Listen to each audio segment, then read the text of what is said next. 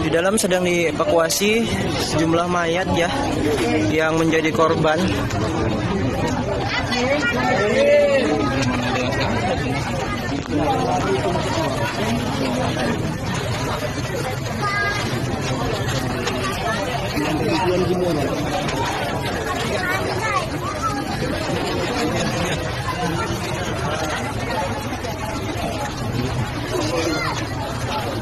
Saya coba.